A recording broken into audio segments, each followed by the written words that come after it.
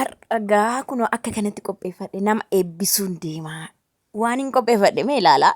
Noormaalii fedha kootiin mana kootii nama eebbisuudha jechuudha nama da'e tokko.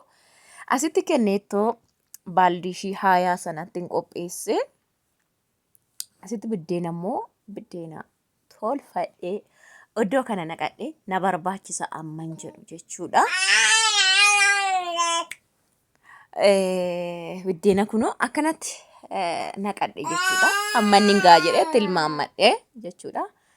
Yoo xiqqaate 15 olii malee sanaa gadi miti. Yoo argaa jirtus natti fakkaata yaada. Achi immoo waxiin qopheeffadhee maanni haadha daa'imaati. Iddoo kanatti foonii. Inni sun waxii qayisirii fi dinnichaati. Ijoollee xixinnoo waggaa 7 gadi 4tu jira waan ta'eef tarii nyaachuu dhiisuu danda'u. Ofii koo manatti tilmaame. So kuni foonii naqadhee jira garuu foonii isaan kana fudhee deema jechuudha. Okay? Akkuma argaa jirtani. Distiittiin guddaadha. Kun akkuma kana argitani. Naqadhee garuu kan maaniin geessaa kana bara akkuma jiru kanatti fudhadhee deema. Distiin itti waxee miti kuni naqeen jira. Salaam. Akkuma ta'u ta'ee viloogii hojjechuufanii bakka tokkoon deema waan ta'eef qophiirra jira. Nu wajjin ta'ame gara kushiinaa deemnaadha jechuudha. Ganama lafti jechuun naannoo sa'aatii 4 ta'uufi jechuudha. Qophaa'ee ka'ee biddeen tolchina waxii wanna kenneetu namnaaman faana ta'a. Egaa kallattumaan gara kushiinaa deemna hordoftoota koo akkam jirtu nagaa keessa nagaan isiniif haa ta'u. Kuni liixiidha. Liixiidha jechuudha biddeen tolchuufanii. Kuni kenneettoodha. Mazabzafaa guddaa keessa jira jechuudha. Maali mazabzafaatti hojjetta? Mazabzafaatti bukeessaa mazabzafaatti kenneettoo naquu yoo jettanii. Yaa ugaa akka kootti yoo liixiin qadaada qaba hin beektu. Kenneettos baaldii irraan as qarraree gaan beektu. Ani baaldota guuttadhee kun akkuma argaa jirtan dhabiinsa isaa hin qabu. Garuu kunis kanuma kootii manni muluun baaldiidha. Baaldii dhabee miti sanitti kan hin naqee sababan qaba. Kunis baaldiidha. Hundumtuu baaldiidha jechuudha. Amma mee maalumaafuu kallattiidhanii gara liixitti deemnaa absiitii buusuudhaayyuu. Daa'imni gaana jeequ nama jeequ. Amma absiitiitti buusuu fi bishaan irraa qarrareen jira liixii jechuudha. So irraa qarraree waliin rukutee absiitii buuseetti naqee qal'isaan jira jechuudha. Maalaa qal'iseen jira? Maaliif kaameraan akkan harkaan dheeranneen walumatti bubbute jechuudha. Qal'isaan jira liixii absiitiitti naqee jechuudha. Mazabzafichi guddicha baalditti yoon godhee yeroon absiitiitti buusu ishii haayatte jechuudha. Narkaa galabbaxama. Kuni garuu haayaadha hoolii waan ta'eef. Mazabzafichi narkaa naaf bareeda jedhanii lammaffaa baaldichatti kenneettoo naquun barbaade geessu jaarikaanii intini waan hin jennee fi liixii akka hin jenneef qobaan godhadhe jechuudha. Baaldota nama sin agarsiise keessaa kenneettoo fan lafa kaa'e jechuudha. Isa guddaadha. Isaan xixinnaan immoo xixiqqoodha waan ta'eef hin taane inni guddaan immoo guddaadha barmeeliyaa. Kanaaf mazabzafaatti yaade jechuudha. Kenneettoo immoo mazabzafa baalditti hin godhee garuu mazabzafaatti naqadhe jechuudha. Qopheeffadhe jechuudha. Bareedee wal nyaate akkanaa taa'u. Bakka. Kanaafi amma immoo asitti utuma absiitiin amma naa garagalutti qayisirii muree qolla'eetti naqee dhiifama toon sitti agarsiisiitti naqee jechuudha. Asitti dura qayisiriin bilchaachuu qaba sirriitti waan ta'eef qayisirii haala giddu galeessa ta'e tokko muree maa qayisirii geessitaa nama eebbiftu dura bira jechuu dandeessu maatiidha. Maatiin naan isin hin jiru maatii gara faayisaati waan ta'eef kunis dinnichitti nam'uu qaba waan ta'eef mummuree qopheeffadhee.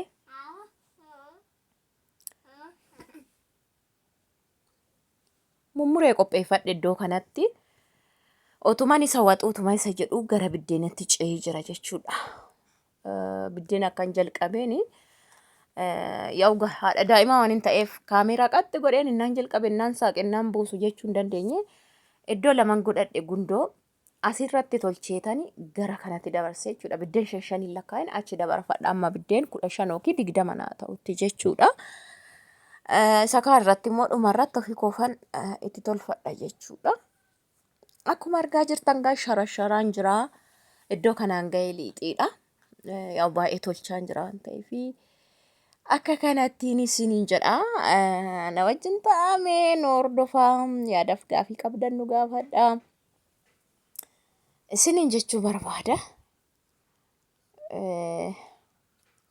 Maashaallah eeleen kun waggaa afur na faana teessee ambaashaan ishiitti biizzan ishiitti wanti ta'e ishiitti wanti na ittiin tolchine hin jiru dhugaa waaqa. Bishaan watti naxxan ol irraa kaati. Garuu amalli shimaanni maabiraatiin ho'itee tokkicha qabnaan muluurraa faqaqfaqxanii dhiqxanii haaromsitu malee ibidda baqa.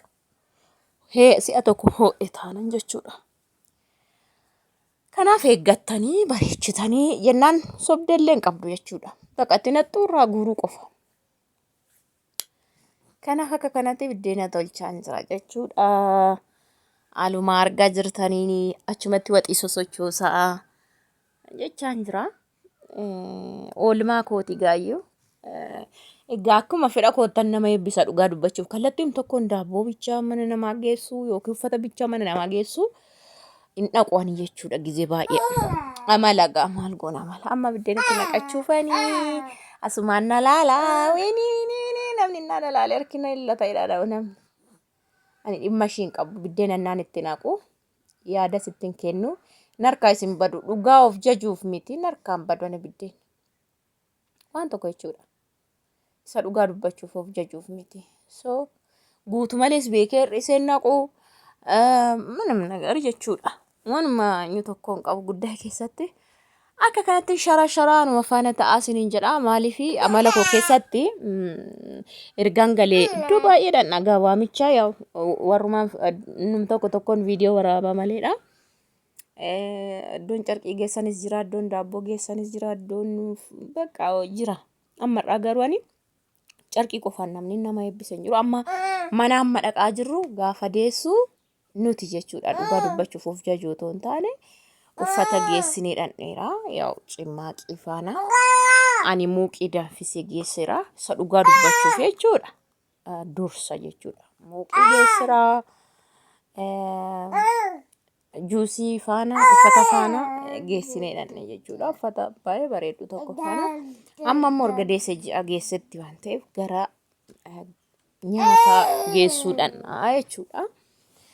Nyaata moo maaliin geessannaan jedhu daabboo fi waan itti nyaata himoo maalii moo jedhee xiinxaleetanii akka naa mijatutti yaadaa jira jechuudha. Akkuma dursa argitan viidiyoo irratti haala kanaan qopheeffadhe jechuudha. Na biddeen akkuma argaa jirtan gaa sharaan jira kunooyyuu maashaallah. Ani biddeen baay'ee furdisuu hin jaaladhu. Garuu nyaachuu nyaan jaaladha kana bara. Garuu furdisee namaa tolchuu hin jaaladhu. Maaliif seetan namni keenya qixxaasa sana haphisuu hin dandeessu siin jedha. Yaa waan namaatti nan jedha miti garuu nyaachuutti ani biddeen furdaa dasdas ho'aa fa'i ho'aatti jechuudha. Garuu mana namaan nageessus jedha namni miti so haphisuus miti qal'isuus miti akkasitti tolchituu siniin jedha. Akka kanatti hojjedha siniin jechuun barbaade.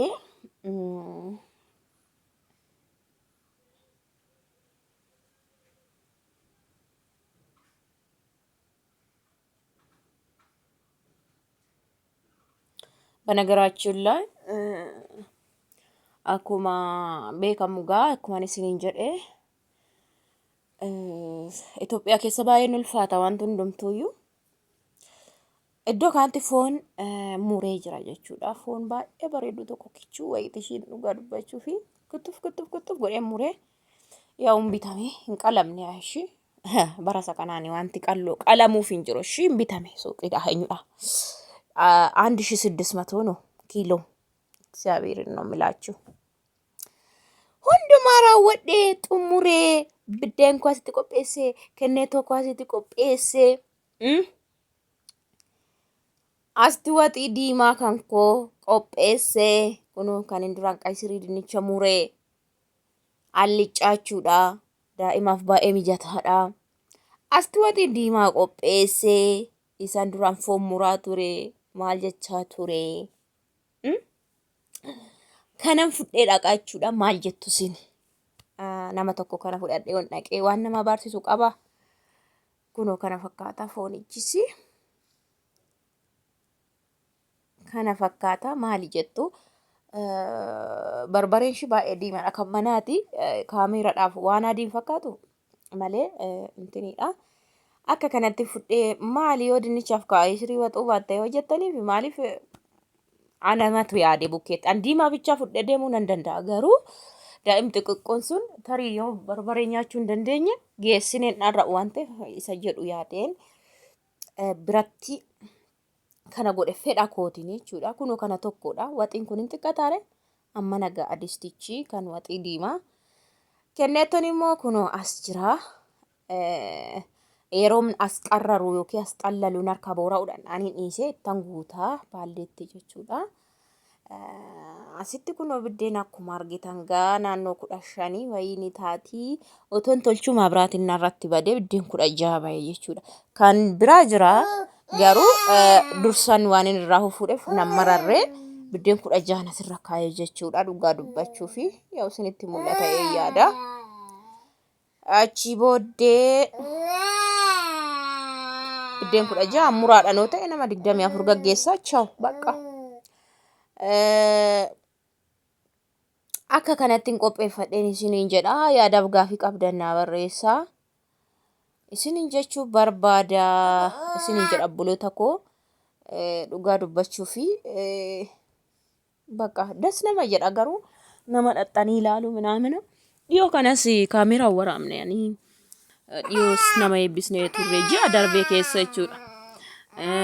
Warra du'as waan argan geessuun jira miti ree so egaa biyya keessatti kunoo kana fakkaata jireenya sin beektu maalumaafuu dhalachuun hin hafini waan nuuf haa kennu eebbisuun immoo maal qabdii miti isiniin jedhaa baay'ee.